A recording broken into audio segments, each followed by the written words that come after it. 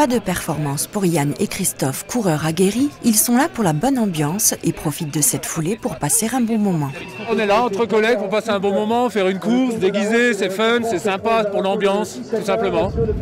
Unis pour la même passion de la course, Grégory, accompagné de son fils Elliot, pour qui c'est une première, sont prêts pour le départ. L'idée, voilà, c'est plutôt de s'amuser. On va pas être sur les performances, on va être sur le partage d'un bon moment, un petit peu avant Noël. Une fois que Jean-Pierre aura mis tout le monde en place, seulement on pourra démarrer les premières courses, donc il ne sera pas loin de 14 h.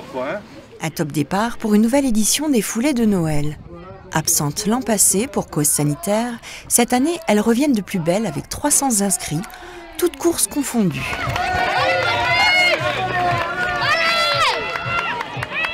Voilà, prochain départ avec tous les enfants. Une grande organisation qui se prépare bien en amont, 60 bénévoles motivés pour le bon déroulement.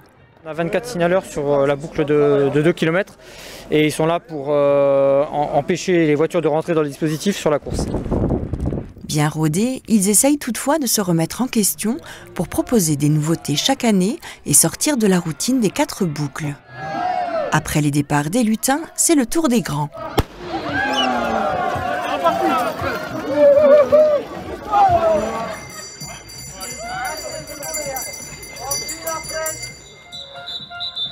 Allez, allez! Allez! Le principe, parcourir à 4 reprises dans la ville une boucle de 2 km avec 50% de chemins et sentiers pour pimenter et rythmer leur parcours. On a fait une nouvelle boucle qui est à moitié dans la coulée verte, donc à moitié sur chemin. On arrive à un parcours semi-urbain, semi-chemin. Alors l'autre particularité de ce nouveau parcours, c'est de passer devant toutes les nouvelles infrastructures ou les infrastructures historiques qu'il peut y avoir à Styrin. Les organisateurs ne sont pas là pour se remplir les poches, mais animer la ville de Styrin et faire découvrir les monuments locaux. En commençant par la mairie, le marché de Noël, c'est le point de départ, point d'arrivée. La salle Maison d'œuvre où on fait le retrait des dossards.